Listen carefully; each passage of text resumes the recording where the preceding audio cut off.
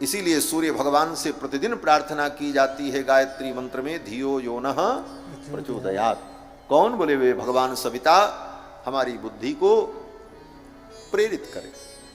तो सूर्य भगवान से पूछा तो सूर्य भगवान ने कहा कि भागवत की कथा सुनाओ। और फिर श्री गोकर्ण जी महाराज ने श्रीमद् भागवत की कथा का अनुष्ठान किया। धुंधकारी जो प्रेत योनि को प्राप्त हो गया था, वायु रूप था, उसी मंडप में एक बांस में आकर के बैठ करके कथा सुनता रहा और 7वें दिन उसे मुक्ति की प्राप्ति हो गई। बांस में बैठ करके उसने कथा सुनी और मुक्त हो गया। हम बिस्तर पे बैठ के कथा नहीं सुन पा रहे, सोफा पे बैठ के नहीं सुन पाते, आराम से बैठ करके भी नहीं सुन पाते, वो बेचारा बांस में बैठ के सुन लिया। सोचो क्यों? बोले वो अपना उद्धार चाहता था। जब तक हम अपना कल्याण स्वयं नहीं चाहेंगे तब तक हमारा कोई कल्याण नहीं कर सकता। स्वयं के कल्याण की स्वयं की इच्छा जब होगी और वह प्रवृत्ति होगी तभी ये भागवत भी कल्याण करेगी, और सारे ग्रंथ कल्याण के लिए ही हैं, परंतु वह प्रवृत्ति हमारे अंदर उत्पन्न हो। धुंधकारी बांस में बैठ करके सुना और 7वें दिन उसे दिव्य शरीर की प्राप्ति हो गई, और दिव्य शरीर प्राप्त करके चतुर्भुज रूप धारण करके भगवत धाम जाने लगा।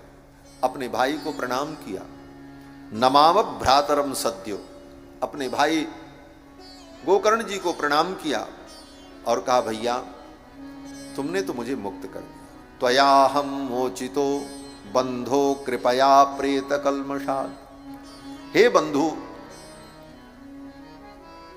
तुमने हमको इस दुख से मुक्त कर दिया। बंधु कौन है? बोले वास्तव में बंधु वही है जो तुम्हें अज्ञान से मुक्त कर दे, दुख से मुक्त कर दे। बंधु वही है। तुलसी सो सब भांति परम प्रिय पूज्य प्राण ते प्यारो, जाते होय स्नेह राम पद एतोई मतो हमारो। जिनके संबंध से हमें भगवान का बोध हो, भगवत चरणारविंद की प्राप्ति हो, भगवत प्रेम की प्राप्ति हो, वही आपका सच्चा बंधु है, वही सच्चा पिता है, वही सच्ची मां है। पिता न सस्यात् जननी न सा स्यात्, वेद व्यास जी कहते हैं। आगे ऋषभदेव भगवान के प्रसंग में तो अपना सुहृद कौन है? बोले अपना सुहृद वही है जिसके संबंध से हम भगवान को जाने और भगवान के चरणों के में हमारी प्रवृत्ति हो। धुंधकारी ने अपने भाई गोकर्ण जी को प्रणाम किया और कथा की महिमा का उसने भी वर्णन किया। बोले भागवत की कथा होती है तो सारे पाप कांपने लगते हैं, अब हम कहां जाएं? सारे पाप भागवत की कथा सुनने से नष्ट हो जाते हैं। और ये सब कहकर धुंधकारी विमान में बैठकर भगवत धाम जाने लगा। तो जिस विमान में बैठ करके धुंधकारी जा रहे थे तो गोकर्ण जी ने पूछा भैया इतने श्रोता थे, सबके लिए विमान नहीं लाए, केवल इसके लिए लाए? तो विमान में बैठे हुए देवताओं ने कहा कथा तो सबने सुनी, लेकिन इसने जितना मनन किया इतना मनन किसी ने नहीं किया, इसलिए इसका कल्याण हो रहा है। बाकी सबने सुना है, श्रुतम हरति पापानि, सुनने वाले का पाप नष्ट होगा, लेकिन परम गति मिल जाए ये तो तब होगा जब मनन करके व्यक्ति कथा में अपने चित्त को डुबो दे। ये दिव्यता तो इसे प्राप्त हुई। अब तो ये सुन करके गोकर्ण जी महाराज और जितने लोग थे उन सब लोगों को बड़ा पश्चाताप हुआ, अरे हम तो चूक गए, इतनी अच्छी चीज थी, इसका सही सदुपयोग पूरा उपयोग हम न कर सके। तो गांव वालों ने कहा महाराज अभी क्या बिगड़ा है, आप हमारे गांव के हो, आपको कहीं जाना नहीं, हमको कहीं जाना नहीं, फिर से कथा शुरू करो। लगे हाथ, दूसरी कथा शुरू हो गई। वही व्यास गद्दी, वही श्रोता, फिर कथा शुरू।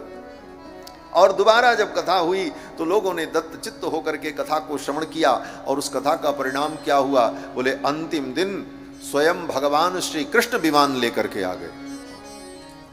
धुंधकारी के लिए तो देवता आए थे, भगवान के पार्षद आए थे, यहां तो भगवान ही आ गए। और भगवान आए और विमान से उतरकर गोकर्ण जी महाराज को हृदय से लगाया और कहा सब लोग चलो। सबको उसी विमान में बैठाया भगवान ने और सबको लेकर के अपने गोलोक धाम चले गए। पूरा गांव मुक्त हो गया इस कथा को सुनकर। कहते हैं ऐसा भी हो सकता? बोले हाँ हुआ। उदाहरण दिया। सूत जी कहते हैं अयोध्या वासिन पूर्वम यथा रामेण संगता जैसे त्रेता युग में राम जी के साथ संपूर्ण अयोध्या चली गई, राम जी सबको लेकर के अपने वैकुंठ चले गए, उसी प्रकार भगवान माधव आए, गोविंद आए और संपूर्ण गांव के लोगों को, गोकर्ण जी को, श्रोता भक्ता सबको लेकर के भगवान अपने गोलोक चले गए। सबको परम गति की प्राप्ति हुई। ऐसी ये दिव्य गाथा है। और इसके दो रूप हैं, एक अनुष्ठानात्मक, एक अनुसंधानात्मक। अनुष्ठान रूप में करना हो तो कुछ विधान की भी आवश्यकता होती है। सप्तदिवसीय कथा हो, देवताओं का पूजन समर्चन हो, ब्राह्मणों का वर्ण हो, वर्णम पंच विप्राणाम, योग्य वक्ता का चयन हो। वक्ता कैसा हो? बोले विरक्तो वैष्णवो विप्रो, विरक्त हो, वैष्णव हो, ब्राह्मण हो। ये भागवत के वक्ता का लक्षण है। विरक्त का मतलब वैराग्य संपन्न हो। विरक्त का मतलब जो आज लोग अर्थ कर लेते हैं, विरक्त का मतलब ब्याह न किया हो, वो नहीं। विरक्त का मतलब वैराग्य संपन्न, वो गृहस्थ भी हो, सदगृहस्थ हो, विरक्त हो। विरक्त का मतलब वैराग्य संपन्न। विरक्तो वैष्णवो, और वैष्णव वैष्णव होगा तो उसके मुख से ये गाथा रसमयी बन जाए। क्यों? बोले जहां उसका चित्त होगा उसी भाव को प्रस्तुत करेगा। तो भगवान हरि के प्रति जिसकी भक्ति होगी उसके मुख से सुनने पर इस कथा का रस और विलक्षण होगा। विरक्तो वैष्णवो विप्रो, और ब्राह्मण हो। वेद शास्त्र विशुद्ध कृत, जिसने वेद शास्त्र को ठीक ठीक पढ़ा हो, क्योंकि ये वेदों की ही तो व्याख्या है श्रीमद् भागवत महापुराण। मूल को नहीं जाना तो पल्लव ग्राहित्व, पांडित्य, उससे ये रस वर्षण नहीं होगा। इसलिए कहा विरक्तो वैष्णवो विप्रो वेद शास्त्र विशुद्ध कृत, दृष्टांत कुशलो धीरः। और वक्ता कैसा हो? बोले दृष्टांत देकर के समझा दे, चित्त में बात को उतार दे। ऐसा नहीं कि सब व्याख्या तो कर दिया लेकिन ऊपर से उड़ गया, काम ही खत्म, कुछ समझ में नहीं आया। चित्त में उतार दे, और चित्त में तब उतरे जब दृष्टांत बढ़िया बढ़िया हो, उदाहरण हो। लेकिन इतना उदाहरण न हो कि उदाहरण ही रह जाए, मूल कथा ही गायब हो जाए। बहुत ज्यादा उदाहरण भी जरूरी नहीं, उतना ही जितना समझने के लिए जरूरी है। दृष्टांत कुशलो धीरः वक्ता कार्योति निष्प्रिय। ऐसे वक्ता के द्वारा श्रीमद् भागवत जी की कथा श्रवण करनी चाहिए। 7 दिन सुनने में नियमों का पालन करना चाहिए, भूमि पर शयन करना चाहिए, और अंतिम दिन गायत्री मंत्र से अथवा द्वादशाक्षर मंत्र से अथवा श्रीमद् भागवत महापुराण में जो दिव्य स्तुतियां हैं उन श्लोकों से भगवान यज्ञ पुरुष का यजन करना चाहिए। और फिर अंतिम दिन ब्राह्मणों को, संतों को, वैष्णवों को, भगवत भक्तों को भोजन कराना चाहिए और हरि नाम संकीर्तन करना चाहिए। यही भागवत के अनुष्ठान की विधि है। तो आज बस इतना ही वर्णन करके हम अपनी वाणी को विराम देते हैं। और पूज्य परम श्रद्धेय डॉक्टर श्याम सुंदर पाराशर जी हमारे मध्य में विद्यमान हैं, जो भागवत भास्कर हैं। भागवत की पावन भूमि वृंदावन धाम में आपका नित्य निवास है। तो आपकी मंगलमयी वाणी हम सभी लोग श्रवण करेंगे। और जब तक हमारे श्री विनोद शास्त्री जी माइक की व्यवस्था करें, तब तक थोड़ी देर हम लोगों का भी माइक बज जाए, 2 बार भगवान नाम संकीर्तन कर ले। जय सिया राम, जय जय सिया राम, जय सिया राम, जय जय सिया राम, जय सिया राम, जय जय सिया राम, जय सिया राम, जय जय सिया राम, जय सिया राम, जय जय सिया राम, जय सिया राम, जय जय सिया राम, जय सिया राम, जय जय सिया राम, जय सिया राम, जय जय सिया राम, जय सिया राम, जय जय सिया राम, जय सिया राम, जय जय सिया राम।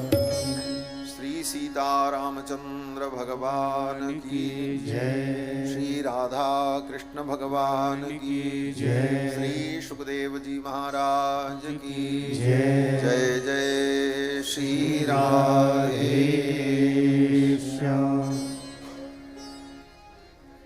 नौमीड्यते भ्रमपुसे तडिदम्बराय, गुञ्जावतंस परिपेक्षण सन्मुखाय वन्यस्रजे कबलवेत्र विषाण वेणु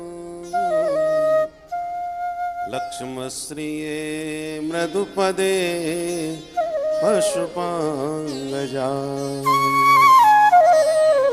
भक्त भक्ति भगवंत गुरु चतुर्नाम बपुए इनके पद बंदन किए नासहे विघ्न अनेक। बोल भक्त वत्सल भगवान की जय। व्यासपीठ पर विराजमान परम श्रद्धेय पूज्य आचार्य श्री हमारे परम आत्मीय श्री नंदू जी महाराज, उपस्थित समस्त भगवत चरणानुरागी बंधुओं, श्रद्धामयी माताओं, आप निस्संदेह परम बड़भागी हैं जो ब्रज वसुंधरा में विराजमान होकर आचार्य परंपरा प्राप्त एक महत जन के वाणी से भागवत महापुराण की दिव्य ज्ञान गंगा में अवगाहन कर रहे हैं। अभी आप वक्ता के लक्षण सुन रहे थे। विरक्तो वैष्णवो विप्रो वेद शास्त्र विशुद्ध कृत दृष्टांत कुशलो धीरो वक्ता कार्योति निष्प्रिय। और इसमें से एक एक लक्षण पूर्ण रूपेण पूज्य आचार्य जी में घटित हो रहे हैं। और आज के इस घोर कलिकाल में ऐसे सत्पात्र विद्वज्जनों का दर्शन सुदुर्लभ हो गया है। व्यासपीठ की गरिमा, उसकी महिमा को विधिवत बनाए रखने वाले उंगलियों पर कुछ ही व्यास आज दिखाई पड़ते हैं। उन व्यासों में भी आप अग्र पंक्ति में विराजमान हैं। अपनी बात पूर्ण रूपेण शास्त्र की कसौटी पर कस करके और बेवाक ढंग से बोलते हैं। किसी को अच्छा लगे या बुरा लगे, बुरो लगे चाहे नोनो जी, एक दिन गोनो होनो जी, एक कहा, एक भजन है। एक बार हमने ये भजन अयोध्या में सुनाया, छावनी में। हाँ, तो एक अच्छा महाराज जी क्या गया, जब मैं छावनी वाले महाराज नर्तु गोपालदास जी महाराज को ये भजन ऐसा अच्छा लगा कि जब भी मैं मिलने जाऊं बोले वो भजन सुना दो। अब विडम्बना हमारी ये है कि हमको भजन एक भी याद नहीं है। कथा कहते कहते भागवत के हजारों श्लोक याद हो गए, पर आज तक हमसे कोई भजन गाने को कहे तो एक हाथ पंक्ति तो आ जाएगी, बाकी भजन याद एक भी नहीं है जो पूरा सुना दे। तो महाराज जी ने कहा तो चलो उनका वचन का आदर रखने के लिए एक गुनगुनाए देता हूँ। ये बुंदेलखंड का है। हमने सुना था पूज्य श्री शंकराचार्य जी स्वरूपानंद जी महाराज, जो जिनका ब्रह्मलोकवास हो गया, तो उनके मुख से हमने ये भजन सुना, हमको बड़ा प्रिय लगा तो हमने उनसे लिख लिया। तो ये बुंदेलखंड के कुछ शब्द है। नोनो माने अच्छा, नीको, अरे बुरो लगे चाहे नोनो जी। अब इसमें दो बातें हैं। कन्या का विवाह होता था, पुराने जमाने में जल्दी विवाह हो जाता था, पर गौना जो होता था वो बहुत दिनों बाद होता था। असली विदाई बेटी की गौने में होती थी, जब मायके को छोड़ के ससुराल जाती थी। तो हम लोगों का ये संसार क्या मायका है, पैदा हो गए यहीं, लालन पालन हमारा हुआ है, पर एक ना एक दिन इस मायके से उस ससुराल को जाना पड़ेगा। और जिस दिन उस ससुराल में जाएंगे उस दिन सब रोग आकर के जैसे बेटी को विदा करते हैं वैसे हमको भी विदा कर देंगे। प्रत्येक जीवात्मा कन्या है, वर्ण सबका उसी के साथ होना है। यमे वही सब वृणुते तेन लब्धा। तो एक दिन जाना तो उसी के घर है ससुराल में, तो रो के जाओ चाहे हंस के जाओ। तो पहले छोटी कन्या होती थी तो बेचारी बहुत रो रो के जाती थी, क्योंकि उसे घबराहट होती, न जाने कैसा ससुराल होगा, सास ससुर कैसे होंगे। आजकल वो बात नहीं, आज का तो जबरदस्ती रोना पड़ता है। बाकी कहते हैं ऐसा ना हो कि हंस के चले जाए तो लोग क्या कहेंगे। क्यों, आज बुराई उसमें भी नहीं है, इसलिए नहीं रोती। पहले उसको पता ही नहीं होता था हम जा कहाँ रहे, किससे विवाह हो। और आजकल पहले ही मोबाइल में सब पहले देख लेते हैं कि घर कैसा है भाई, सास ससुर सबसे बात हो जाती है। तो फिर जब सबको पता ही है कि हम कहाँ जा रहे हैं तो फिर रोना धोना कैसा। और उसी प्रकार हम लोगों में भी जिनको जाने का पता ही नहीं हम कहाँ जा रहे हैं वही ज़्यादा बेचारे रोते हैं, और जिन महापुरुषों को पता चल गया हम कहाँ जाने वाले हैं और कहाँ जा रहे हैं वो क्यों रोएंगे भाई, मस्ती से जाएंगे मुस्कुरा करके। तो बुराई न तब थी न अब थी, परंतु अब रो के जाओ चाहे हंस के जाओ पर जाना सबका पक्का है। अरे बुरो लगे चाहे नो जी पर एक दिन गोनो होनो जी, बुरो लगे चाहे नो जी एक दिन गोनो होनो जी। अरे बुरो लगे चाहे नो जी एक दिन गोनो होनो जी, बुरो लगे चाहे नो जी एक दिन गोनो होनो जी। अरे एक दिन गोनो होनो जी, एक दिन गोनो होनो जी। आए ले बउआ लौटत नैया, आए ले बउआ लौटत नैया, आए ले बउआ लौटत नैया, आए ले बउआ लौटत नैया, लौटत नैया ये लौटत नैया, लौटत नैया जी लौटत नैया। अरे चाहे तौल देव सोनो जी, सोनो जी एक दिन गोनो होनो जी, चाहे तौल देव सोनो जी, सोनो जी एक दिन गोनो होनो जी। बुरो लगे चाहे नो जी एक दिन गोनो होनो जी, बुरो लगे चाहे नो जी एक दिन गोनो होनो जी। अरे एक दिन गोनो होनो जी, अरे एक दिन गोनो होनो जी। भीतर भीतर गोरी मांग समारे, भीतर गोरी मांग समारे। जिसकी विदाई होती है ना वो सज धज करके ही जाती है, और इस प्रकार संसार से जब विदाई होती है तो उसको भी नए नए कपड़े उड़ाने वाले आते हैं, उसको भी नवा धो के सजाया जाता है। अरे भीतर गोरी मांग समारे, भीतर गोरी मांग संभारे, भीतर गोरी मांग संभारे, भीतर गोरी मांग संभारे, मांग संभारे गोरी मांग संभारे, मांग संभारे गोरी मांग संभारे। अरे बाहर हो रहो रोनो जी, रोनो जी एक दिन गोनो होनो जी, अरे बाहर हो रहो रोनो जी, रोनो जी एक दिन गोनो होनो जी। अरे बुरो लगे चाहे नो जी एक दिन गोनो होनो जी, बुरो लगे चाहे नो जी एक दिन गोनो होनो जी। चार जने मिल खाट उठावे, चार जने मिल खाट उठावे, पुराने जमाने में पालकी में बैठा करके कन्या की विदाई होती थी, हम लोग भी अब कंधे पर बैठा के ही ले जाते हैं।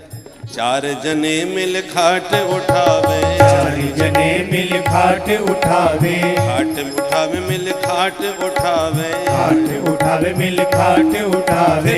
ले चल होनो जी, होनो जी बुरो लगे चाहे नो जी, ले चल होनो जी, होनो जी एक दिन होनो होनो जी। अरे ले चल होनो जी एक दिन गोनो होनो जी, ले चल होनो जी एक दिन गोनो होनो जी। अरे बुरो लगे चाहे नो जी एक दिन गोनो होनो जी, बुरो लगे चाहे नो जी एक दिन गोनो होनो जी। अरे एक दिन गोनो होनो जी, एक दिन गोनो होनो जी। बोल बंसी वारे। जय। तो वैसे भजन के शब्दों पर विचार करें तो सब जीवन का वास्तविक दर्शन है इसमें। तो परंतु आचार्य महापुरुषों के चरणाश्रित जो होते हैं, जिनको अपनी ससुराल का भली भांत पता चल जाता है, फिर उनको भय नहीं रहता है। वो उन्हें मालूम है होता क्या है, हम इस संसार में इतने पुराने ज़माने में कन्याओं को माताएं पहले से ही बताना चालू कर देती हैं, एक दिन तुझे जाना है भैया, हमारे घर की इज्जत को संभाल के रखना, कुछ सीख लो समझ लो, नाक न कटवाना, ऐसे बहुत सिखाती थी बचपन से हैं। क्योंकि तो वो अपना मानसिकता उसकी बन जाती थी कि हाँ मुझे एक दिन छोड़ के जाना पड़ेगा, तैयारी होती थी उसकी। एक बात कह के वाणी को विराम दूंगा, क्योंकि महाराज जी को भी गोवर्धन जाना है। एक दृष्टांत के माध्यम से। जैसे एक राज्य का नियम था कि राजा को 5 साल राज्य करने के बाद गंगा पार भेज दिया जाता था, और गंगा पार घनघोर जंगल था जहाँ शेर भालू उसको चीर फाड़ के खा जाते थे, राजा मारा जाता बेचारा। तो एक परंतु दूसरा नियम ये था कि राजा को जब गंगा पार करके वापस आते थे मंत्रिमंडल के लोग, तो जो पहले मिल जाए उसी को पकड़ के जबरदस्ती राजा बनाया जाता था, क्योंकि कोई राजा बनने को तैयार नहीं, 5 साल के बाद मरना पक्का हो जाता था। तो एक बार जब लौट के राजा को छोड़ करके मंत्री लोग आ रहे थे, एक बाबा जी घूम रहे थे मस्ती में, तो उनको पकड़ लिया, बोले बाबा अब आपको राजा बनना है। बाबा बोले हम दुनियादारी छोड़ के बैठे, हम राजा बन के क्या करेंगे? बोले नहीं, बनना पड़ेगा, क्योंकि पहले नंबर पर आप ही मिले हो। बोले ऐसी बात है तो बन जाएंगे। तो नियम भी बता दिया, 5 साल के बाद आपको भी गंगा पार छोड़ना पड़ेगा। अच्छा, तो बड़ा खतरनाक पद है भाई, चलो कोई बात नहीं, देखा जाएगा। बाबा को बना दिया राजा। अब बाबा ने क्या सोचा कि अब 5 साल के बाद जहां जाना है उसके बारे में सोच लो भाई। तो बाबा ने कहा अच्छा, अब हम राजा है, हमारी आज्ञा का सबको पालन करना पड़ेगा। बोले हाँ सरकार, आप हमारे मालिक हैं, आदेश दें। बोले पहला आदेश हमारा यह है कि गंगा पार का पूरा जंगल कटवा दिया जाए। राजा का आदेश, सेना टूट पड़ी, सारा जंगल साफ। फिर आदेश दिया अब वहां पर बढ़िया बढ़िया उद्योग लगाए जाएं, फैक्ट्रियां लगाई जाएं, कॉलोनियां बसाई जाएं, सड़क आदि सब बढ़िया बनाई जाए और अत्याधुनिक तरीके का शहर बनाया जाए। और 5 साल में तो शहर बस गया, फैक्ट्रियां लग गई, सब चमाचम हो गया। और जो इतने जंगली खतरनाक जानवर थे वो तो या तो पधार गए या जेल चिड़ियाघर में डाल दिए गए, सब खत्म। अब 5 साल पूरे हो गए तो बाबा जी बोले अब बोलो किधर चलना है? तो सबरे मंत्री मंडल के लोग बोले सरकार यहाँ से ज्यादा चमन उधर बरस रहा है, तो आप चाहे उधर जाओ चाहे इधर जाओ, आपके तो दोनों हाथों में लड्डू हैं। तो परमानेंट राजा बाबा जी को ही कर दिया, दोबारा चयन कर दिया। बोले महाराज ऐसा तो किसी ने सोचा ही नहीं, क्योंकि और जो राजा बनते थे वो राजा बनते ही मौज मस्ती करने लग जाते थे कि 5 साल में जितना आनंद लेना है ले लो, और ये भूल ही जाते थे कि 5 साल के बाद जहां जाना है उसकी भी सोच लो भाई। परंतु बाबा ने नहीं, मौज मस्ती में ध्यान ही नहीं दिया, उसने तो आगे की सोची पहले से, और पहले से आगे की सोची तो बड़ी मस्ती के साथ गए। अब तुम चाहे इधर रखो चाहे उधर रखो।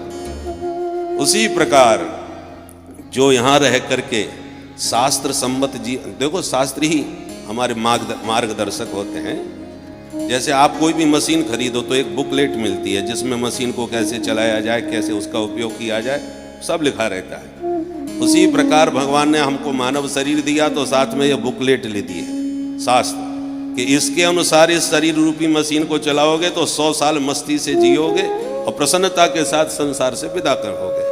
और मनमुखी ढंग से यदि गाड़ी चलाई जाए तो पहले ही वो खटारा हो जाती है, उसके पुर्जे खराब हो जाते हैं। उसी प्रकार अच्छा, जिसको बुकलेट पढ़ना ही नहीं आता, अंग्रेजी में प्राय लिखी रहती है, तो क्या करें हम, कैसे पढ़ें? तो बोले जो पढ़े लिखे हैं उनसे समझ लो क्या लिखा है, और ना भी समझ में आवे तो जो उस मशीन को ठीक से चला रहे हो उनसे समझ लो, वो तुम्हें चलाना प्रैक्टिकल बताएंगे। उसमें तो पढ़ के चलाओगे, वो प्रैक्टिकल जो गाड़ी चला रहे हैं उसके अनुसार चलाएंगे आपको। उसी प्रकार आप शास्त्र नहीं पढ़ सकते, इतना समय किसी के पास नहीं है, तो जो शास्त्रों के अनुसार अपना आचरण और जीवन उतार रहे हैं उनके जीवन के द्वारा मार्गदर्शन प्राप्त करो। वो जो कहें सो मान लो, तो गाड़ी आपकी बहुत बढ़िया चल जाएगी। और पहले से आप सावधान होकर अपनी गाड़ी को चलाओगे तो फिर आप निश्चिंत हो जाओगे। वो चाहे इधर रखें तो मस्ती से रह रहे, जब वो बुलाएंगे तो उधर भी मस्ती के साथ जाओगे, कोई टेंशन नहीं है। इसलिए शास्त्र हमारे सत्संग का मतलब ही यही है कि समझें, केवल सुने नहीं। यस्या श्रवण मात्रेण हरिश्चित्तम समाश्रय, इसके तो सुनने मात्र से चित्त द्रवीभूत होता है और चित्तचोर हमेशा के लिए चित्त में चिपक जाते हैं। इसलिए हम भी कल ही कथा संपन्न करके गए यहीं से, इसी स्थान से। और यहाँ तो भागवत की वृंदावन में ऐसी धारा बहती रहती है कि एक संपन्न हुई दूसरी प्रारंभ। कल हमने संपन्न करी, आज महाराज श्री के मुख से प्रारंभ। तो यहाँ तो निरंतर धारा बहती रहती है। और एक बात और कहूँगा, यहीं पर वृंदावन में भक्ति बिचारी जवान तो थी पर ज्ञान वैराग बुढ़े थे बेचारे, तो बेचारी दुखी थी। परंतु जब बद्रीनाथ से नारद जी ने सनकादिकों के माध्यम से श्रीमद् भागवत की धारा बहाई तो दोनों ज्ञान वैराग एकदम जवान हो गए, स्वस्थ। अभी आप सुन रहे थे, भक्ति सुतौ तौ तरुण गृहीत्वा। भागवत से सिर्फ भक्ति ही स्वस्थ नहीं, भक्ति तो स्वस्थ है ही है, और जो बुढ़े हो गए ज्ञान वैराग्य वो भी जवान होकर के नाचने लग गए। इसका मतलब क्या है? भागवत महापुराण क्या है? भक्ति, ज्ञान और वैराग्य तीनों की त्रिवेणी का महासंगम है। तीनों बातें इसमें हैं। पुराने जमाने में लोग चूरन देते थे, इसको खा लो ठीक हो जाओगे, पर चूरन बड़ा मुंह खराब कर देते थे, कैसे गट के। तो फिर वैद्य लोग कहते थे शहद के साथ मिला के चाट लेना ठीक हो जाओगे, ठीक हो जाते थे शहद के सारे, वो चूरन चला जाता था पेट में। उसी प्रकार हमारे महापुरुषों ने कहा, आजकल पुराने जमाने में लोग सीधी सीधी भागवत कहते थे तो आधे लोग सो जाते थे, तो बोले थोड़ा इसमें संगीत का भी शहद मिला दो भाई, संगीत के शहद के सहारे कम से कम दबा तो जाए, लोग गटके तो सही। इसलिए संगीत का शहद मिल गया। पर एक समस्या आ गई इसमें, क्या? बोले जब से संगीत का शहद मिलना चालू किया तब से लोगों ने शहद ही शहद पिलाना चालू कर दिया, दवा धीरे धीरे गायब ही होती चली गई। परंतु महाराज जी के यहाँ देखिए संगीत भी है, परंतु संगीत इतना नहीं है जिसमें भागवत किया को किसी भी प्रकार से प्रभावित हो। और ये सामंजस्य, ये संतुलन आज बहुत आवश्यक है। संगीत का विरोध नहीं है, परंतु संगीत हर 10-5 मिनट पर इतना हो गए कि भागवत का पता ही नहीं चलेगा भजन संध्या हो रही है कि भागवत कथा हो रही है। इसलिए मैंने आपसे पहले कहा कि आप बड़े भागी हैं जो संगीत के थोड़े से शहद के सारे, ताकि किसी भी प्रकार से आपको निद्रा प्रमाद न हो, और परंतु शुद्ध दवा आपको प्राप्त हो रही है। और इस विशुद्ध दवा के द्वारा हमें विश्वास है कि आपका भवरोग सर्वथा समाप्त हो जाएगा, क्योंकि भवौषधात् श्रोत्र मनोभिरामात्। भवरोग की ये बहुत होम्योपैथिक दवा है, 4-4 गोली चूसते जाओ, बीमारी भी मिट जाए और मुंह भी मीठा हो जाए, कड़वाहट नहीं है यहाँ। इसलिए ऐसी मधुर औषधि का आप सेवन करके 7 दिन में पूर्ण रूपेण स्वस्थ हों, ऐसी भावना के साथ व्यासपीठ को प्रणाम और आप सबके सौभाग्य की बार बार सराहना करते हुए वाणी को विराम। बोल भागवत महापुराण की जय, श्री सद्गुरुदेव भगवान की जय, श्री वृंदावन धाम की जय, जय जय श्री राधे। आज तो राघव भी हैं और माधव भी है।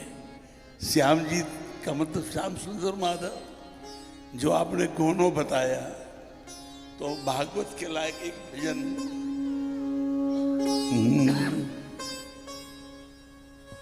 जब तक तेल दिए में बाती, जब तक तेल दिए में बाती, जगमग जगमग हो, खुट गयो तेल बुझ गई बाती, ले चल होए। मुट्ठी की रेत, बेटा एक स्केल ऊपर कर दे जरा। हाँ, मुट्ठी की रेत, महाराज जी बड़ा तार्किक है ये। मुट्ठी की रेत जैया समय सरक रही, मुट्ठी की रेत जैया समय सरक रही। चेत क्यों ना बैरी मनवा, जागे क्यों ना बैरी मनवा, बिजुरी कड़क रही, मुट्ठी की रेत जैया समय सरक रही। बारिशा में, बरसात में, बड़े ध्यान से सुनना, इसका शब्द कुछ है, अर्थ कुछ है। बारिशा में तू पतंगे उड़ावे, बारिशों में तू पतंगे उड़ावे। अगर उड़ गई उल्टा सीधा रे भाया पेच लड़ावे। हाथ ने आयो कछु, हाथ ने आयो कछु, तृष्णा भड़क रही, मुट्ठी की रेत जैया समय सरक रही। कंचासु प्रेम कर, कंचा माने गोली, जो बालपन में खेलते थे ना। कंच, देखो महाराज जी ने जो कहा, महाराज जी जो शुरू से बोल रहे हैं, कंचासु प्रेम कर घड़ो मुस्कायो, कंचासु प्रेम कर घड़ो मुस्कायो, हीरो लुटायो पण समझ न पायो, हीरो लुटायो पण समझ न पायो। हाथ न आयो कछु, तैयारी हो गई, हाथ न, इस सारे उपक्रम का, हाथ न आयो कछु, माया फड़क रही, कंच मुट्ठी की रेत जैया समय सरक रही। भजन भाव, मेरे को कल मेरा जो सेवक है ना, रात में दही खिला दिया। दही तो इसका, अब मैं गाता नहीं, इसलिए मैंने पहले कहा कि मैं रोज गाऊंगा एक भजन, क्योंकि मैं जानता था कि आज थोड़ा यहाँ, लेकिन अंतिम 3 लाइन है जिसके लिए भागवत या हम रामचरितमानस का, रामायण जी का ये अनुष्ठान करते हैं। आपके लिए नहीं, आपने तो महाराज जी ने कहा ही, अगर भक्ति न होती तो आपको ये सौभाग्य कैसे प्राप्त होता। लेकिन बहुत है लोग जो इसको पसंद है, थोड़ा दूर भागते हैं।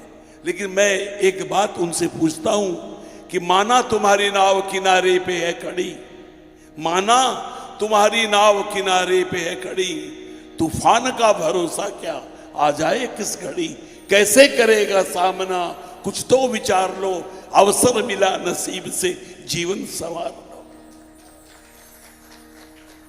भजन मेरी इसको ध्यान मत देना, आज कल ठीक हो जाएगा, गार्गल करूंगा भजन। लेकिन मेरा लोभ मैं मिटा नहीं सका। महाराज जी को भी लेट हो रही है, लेकिन कभी कभी इच्छा करती है। कई लोग कहते हो तो नहीं गाते हैं, कई वक्त मन करता है।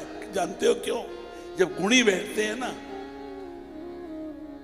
एक भी कोई गुणी बैठा हो तो वक्ता को बहुत आनंद आता है। वही इस बात मेरे साथ है। भजन भावे तने कदे ना सुहायो, भजन भावे तने कदे ना सुहायो, नाम खुमारी कभी चखी ना चखायो, नाम खुमारी कभी चखी ना चखायो, नंद इब सोच सोच कर, नंदू इब सोच सोच कर छाती धड़क रहे, मुट्ठी की रेत जइया समय सर के। क्षमा मांगता हूँ थोड़ा महाराज जी को। महाराज जी लेकिन वहां 9:30 के बाद तक सब नहीं कर रहा। मैं भी गया था 9 बजे के लिए, 9:30 पौने 10 बजे, 10 बजे विदा हुआ वहां से।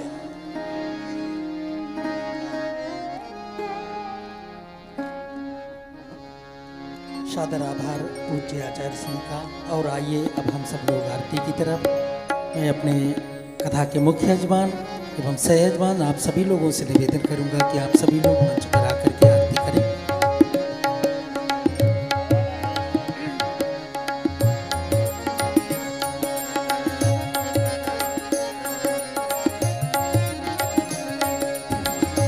आरती अति पावन पुराण की, धर्म भक्ति ज्ञान खान की, महापुराण महाकेवत निर्मल, सुख मुख विगलित निगम कल्प फल, परमानंद सुधार सिमय कल, लीलारती रस रस निधान की, आरती अति पावन पुराण की, कलिमल मथन त्रिताप निवारणी, जन्म मृत्युमय भव भयहारिणी, सेवत सतत सकल सुख कारणी, सुमहो सदी हरि चरित्र गान की, आरती अति पावन पुराण की,